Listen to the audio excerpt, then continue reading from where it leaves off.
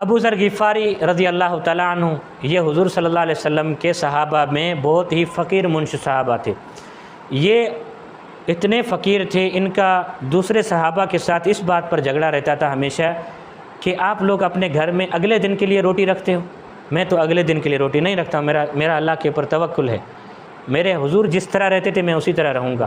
حضرت عثمان کے دور میں یہ فقیر صحابی تھے، یعنی حضرت عثمان نے فرمایا کہ آپ نے ہمیں مشکل میں ڈال دیا ہے، نہ ہمیں کوئی گھر بنانے دیتے ہو، نہ ہمیں اچھا کپڑا پہننے دیتے ہو، نہ اچھا کھانا کھانے دیتے ہو، اس لیے مہربانی کریں معاف کریں، آپ مدینے سے باہر کسی جگہ پہ جا کے رہیں۔ تو یہ بیچارے گئے مدینے کے باہر، اور حضور صلی اللہ علیہ وسلم نے ان کو دعا بھی دی تھی کہ آپ کا مزاج ایسا ہے کہ ہمیشہ اکیلے رہو گے، کسی کو برداشت نہیں کرو گے، یعنی کسی کو بھی سنت سے ہٹتے ہوئے دیکھتے تھے اس کو ڈنڈا مارتے تھے، اور پھر مدینے والوں کے ساتھ اس کی بنی نہیں۔ یعنی دیکھیں بعض چیزیں جائز ہوتی ہیں، حرام نہیں ہوتی، صحابہ اس کو کرتے تھے، اچھا کھانا کھانا کوئی حرام نہیں ہے، لیکن حضرت سے یہ بھی برداشت نہیں ہوتا تھا۔ پھر حضرت عثمان رضی اللہ تعالیٰ عنہ نے ان کو کہا کہ میں آپ کو اچھا گھر بنا کے دیتا ہوں باہر، وہاں جا کے رہیں۔ یہ وہاں پہ اکیلے وفات پا گئے۔ حضور نے بھی ان کو کہا تھا کہ آپ اکیلے ہی مریں گے اور آپ کی قبر بھی اکیلی ہوگی۔ واقعی ایسا ہوا۔ غزوہ تبوک پر یہ اکیلے آئے ہیں، پیچھے حضور کے پیدل آئے ہیں، شام تک پہنچے 40 دن کا سفر کر کے، دوسرے سارے اونٹوں پر گئے، کہا کہ میں اکیلا جاؤں گا ایسے ہی پیدل۔ تو یہ مسلمان کب ہوئے ہیں؟ ان کا قبیلہ ہم نے دیکھا، ابو ذر غفاری رضی اللہ تعالیٰ عنہ کا قبیلہ، یہ آپ جائیں گے بدر کے راستے کے اوپر یہ قبیلہ ہے ان کا، حضرت ابو ذر غفاری کا، پہاڑوں کے بیچ میں آج بھی ان کے گھر موجود ہیں لیکن کھنڈرات کی صورت میں۔ حضرت ابو ذر غفاری کو پتہ چلا کہ مکے میں کوئی شخص نبوت کا دعویٰ کر رہا ہے اور توحید کا پرچار کر رہا ہے، بتوں کی مخالفت کر رہا ہے۔ حضرت ابو ذر کے دل میں کچھ ایمان تھا اور ویسے بھی بتوں سے کچھ نفرت تھی اور کسی سے اس کا اظہار بھی نہیں کر سکتے تھے، لیکن جب یہ بات سنی تو اپنے بھائی کو بھیجا کہ جائیں وہ مجھے پوری خبر لے کر آئیں یہ مکے میں کیا چل رہا ہے۔ اس کا بھائی گیا، انس یا انیس نام ہے ان کا، مکے میں گیا اور واپس آیا ابو ذر کے پاس۔ ابو ذر نے فرمایا کیا ہوا؟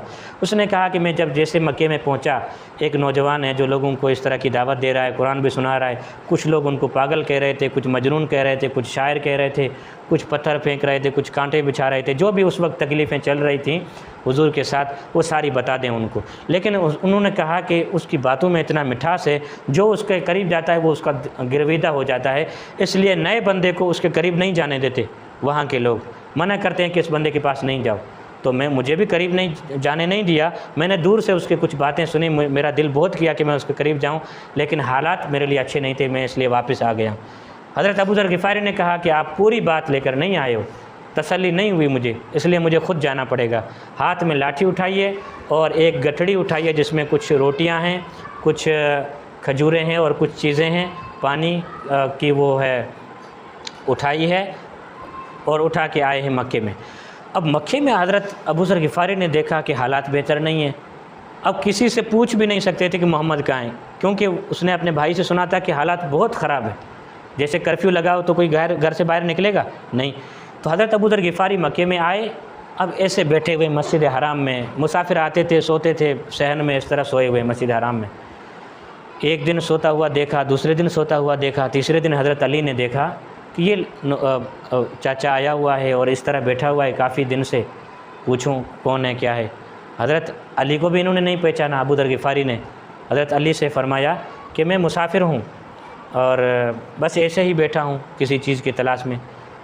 تو حضرت علی نے کہا ٹھیک ہے، تو ایسے ہی حضرت علی رضی اللہ تعالیٰ عنہ آگے چلے گئے۔ دوسرے دن بھی حضرت علی نے دیکھا کہ اس طرح بیٹھا ہوا ہے، کہا کہ مسافر آپ کا کام نہیں ہوا آج ابھی تک؟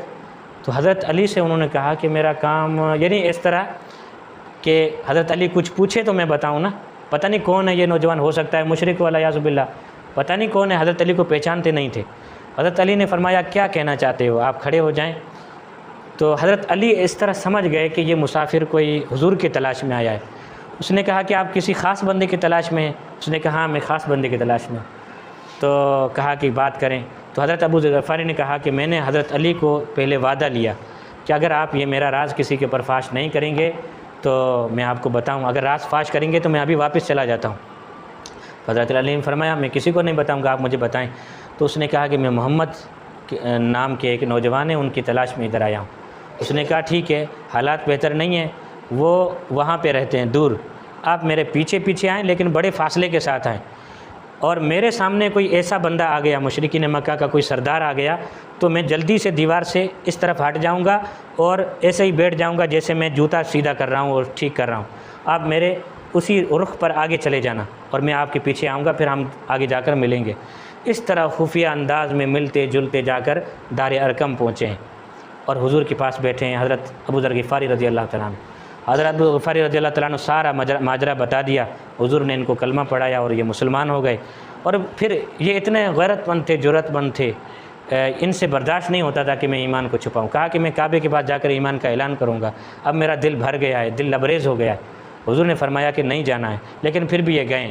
جیسے گئے تو پھر ان کے اوپر وہ مکوں کی لاتوں کی بارش ہو گئی، اتنے زخمی ہو گئے کہ حضرت عباس جو ابھی تک مسلمان نہیں ہوئے، حضور صلی اللہ علیہ وسلم کے چچا ہیں، انہوں نے چھڑایا ہے اور انہوں نے کہا کہ کیسا بھی ہو یہ غفار قبیلے کا بندہ ہے، اور آپ کو پتہ ہے کہ آپ کا جو سامان جاتا ہے شام کی طرف یہ غفار قبیلے کے راستے سے جاتا ہے، اگر انہوں نے آپ کا راستہ بند کر دیا تو پھر کہاں جاؤ گے؟ پھر انہوں نے کہا کہ ٹھیک ہے، چھوڑ دیا۔ دوسرے دن بھی حضرت اس طرح آئے، پھر وہی حملہ ہوا، پھر حضرت عباس نے چھڑایا ہے وہی بات کر کے۔ پھر حضرت عباس نے ان کو سمجھایا ہے کہ حالات بہتر نہیں ہیں، آپ جا کے باہر کہیں دوسرے لوگوں کو مسلمان کرو، یہاں پہ آپ کے لیے حالات بہتر نہیں ہیں۔ یہ پھر گئے ہیں اپنے علاقے میں حضور سے دعا لے کر اور دعوت دی ہے۔ سب سے پہلے ان کی بیوی مسلمان ہوئی ہے، ان کی ماں مسلمان ہوئی ہے، پھر دوسرے لوگ مسلمان نہیں ہوئے پورے قبیلے کے۔ پھر حضور کے پاس آئے ہیں کسی دور میں، کہا کہ یا رسول اللہ لوگ مسلمان نہیں ہو رہے، بد دعا کرو، یہ کرو وہ کرو۔ حضور نے کہا کام جاری رکھو، میں اس طرح یہاں پہ کام جاری رکھے ہوئے ہوں، میں نے تو جلد بازی نہیں کی، آپ کام جاری رکھو۔ یہ صحابی تقریباً 15 سے 20 سال اس نے محنت کی اپنے قبیلے میں۔ پھر غزوہ خندق لگا ہے مدینے میں، اس وقت اپنے علاقے کے 80 خاندانوں کو مسلمان کر کے حضور کے خدمت میں حاضر ہوئے ہیں۔ یہ حضرت ابو ذر غفاری ہیں رضی اللہ تعالیٰ عنہ۔ یہ چند لوگ ملے ہیں اس دور میں حضور کو، یعنی سن 11 نبوی میں۔